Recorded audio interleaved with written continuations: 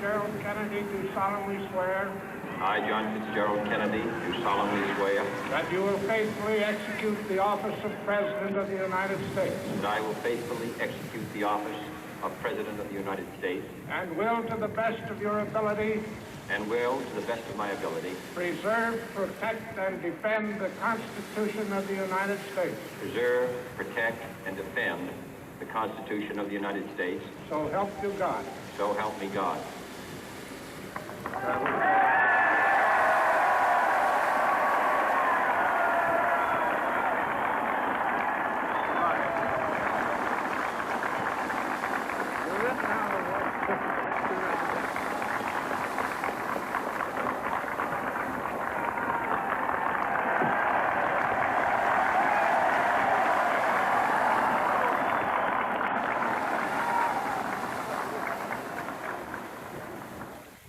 Vice President Johnson, Mr. Speaker, Mr. Chief Justice, President Eisenhower, Vice President Nixon, President Truman, Reverend clergy, fellow citizens.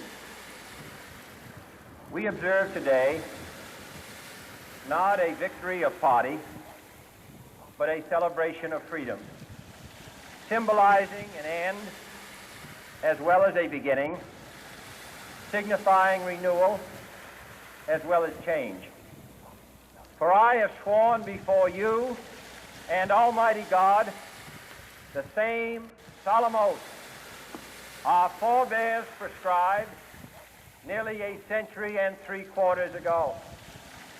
The world is very different now, for man holds in his mortal hands the power to abolish all forms of human poverty and all forms of human life. And yet the same revolutionary beliefs for which our forebears fought are still at issue around the globe. The belief that the rights of man come not from the generosity of the state, but from the hand of God. We dare not forget today that we are the heirs of that first revolution. Let the word go forth from this time and place to friend and foe alike that the torch has been passed to a new generation of Americans born in this century, tempered by war, disciplined by a hard and bitter peace, proud of our ancient heritage, and unwilling to witness or permit the slow undoing of those human rights to which this nation has always been committed and to which we are committed today at home and around the world.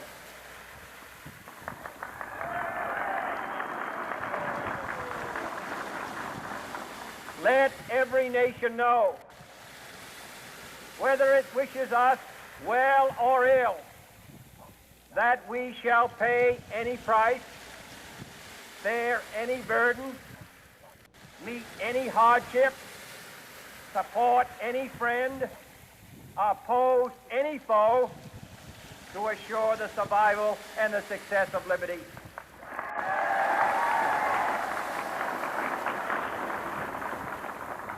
This much we pledge and more.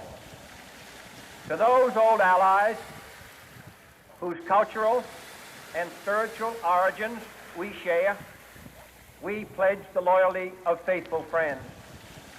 United, there is little we cannot do in a host of cooperative ventures. Divided, there is little we can do, for we dare not meet a powerful challenge at odds and split asunder.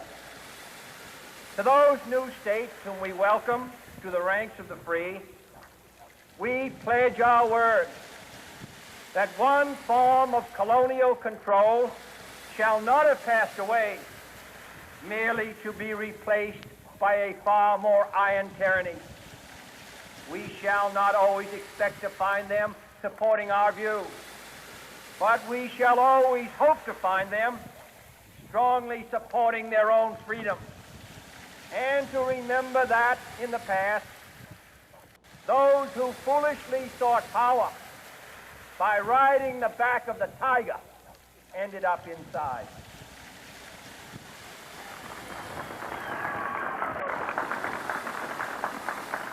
To those people in the huts and villages of half the globe struggling to break the bonds of mass misery, we pledge our best efforts to help them help themselves for whatever period is required, not because the communists may be doing it, not because we seek their votes, but because it is right. If a free society cannot help the many who are poor, it cannot save the few who are rich.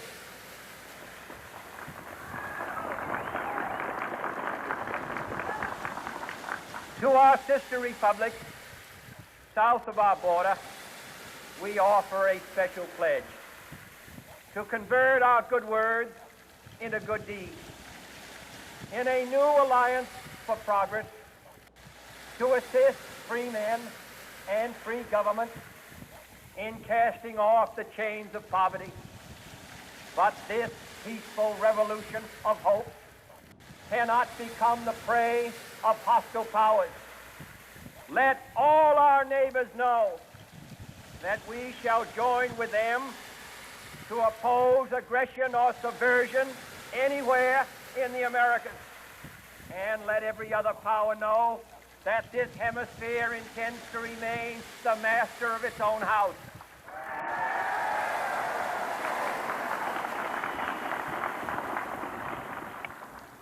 To that World Assembly of Sovereign States, the United Nations, our last best hope, in an age where the instruments of war have far outpaced the instruments of peace, we renew our pledge of support to prevent it from becoming merely a forum for invective, to strengthen its shield of the new and the weak, and to enlarge the area in which its writ may run.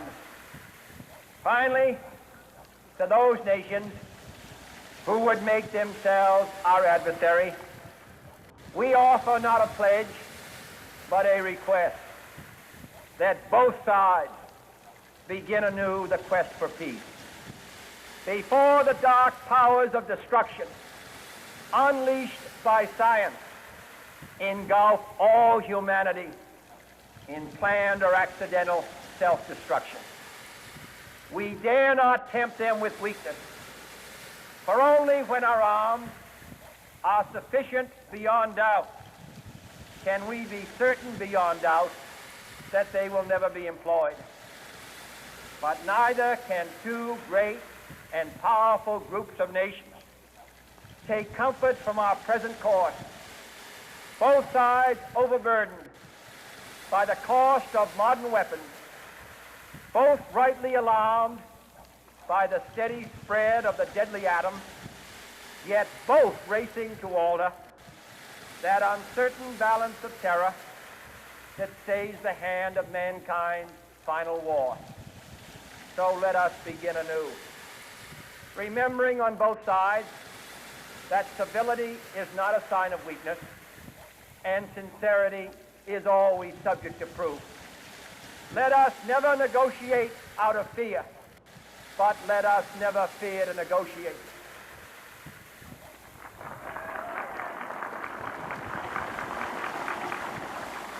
Let both sides explore what problems unite us, instead of belaboring those problems which divide us.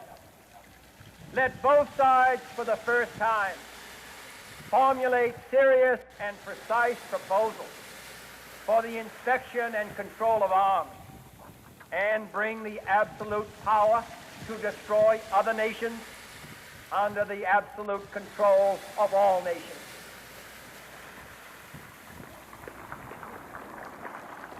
Let both sides seek to invoke the wonders of science instead of its terrors. Together, let us explore the stars, conquer the desert, eradicate disease, tap the ocean depths, and encourage the arts and commerce. Let both sides unite to heed in all corners of the earth the command of Isaiah to undo the heavy burdens and let the oppressed go free. And if a beachhead of cooperation may push back the jungle of suspicion, let both sides join in creating a new endeavor, not a new balance of power, but a new world of law, where the strong are just and the weak secure and the peace preserved. All this will not be finished in the first 100 days, nor will it be finished in the first 1,000 days, nor in the life of this administration, nor even perhaps in our lifetime on this planet. But let us begin.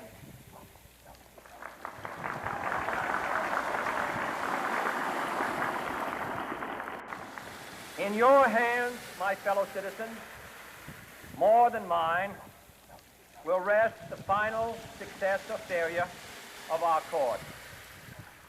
Since this country was founded, each generation of Americans has been summoned to give testimony to its national loyalty. The graves of young Americans who answered the call to service surround the globe.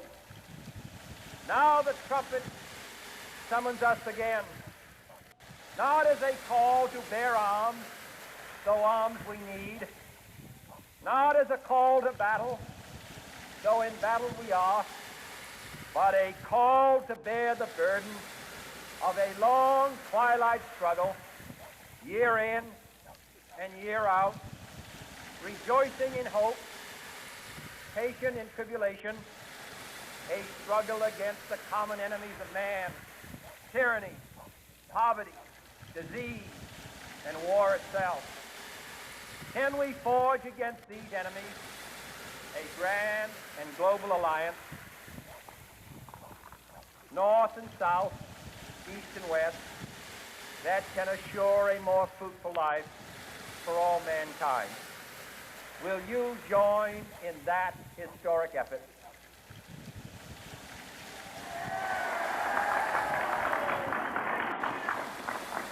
In the long history of the world, only a few generations have been granted the role of defending freedom in its hour of maximum danger.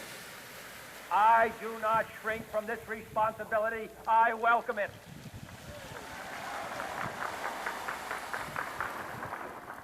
I do not believe that any of us would exchange places with any other people or any other generation. The energy, the faith, the devotion which we bring to this endeavor will light our country and all who serve it. And the glow from that fire can truly light the world. And so, my fellow Americans, ask not what your country can do for you. Ask what you can do for your country.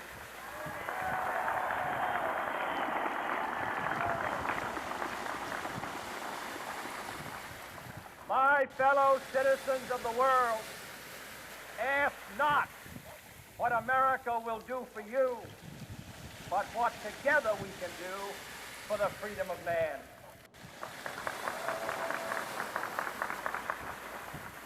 Finally, whether you are citizens of America or citizens of the world, ask of us here the same high standard of strength and sacrifice which we ask of you. With a good conscience, our only sure reward, with history the final judge of our deeds, let us go forth to lead the land we love, asking his blessing and his help, but knowing that here on earth, God's work must truly be our own.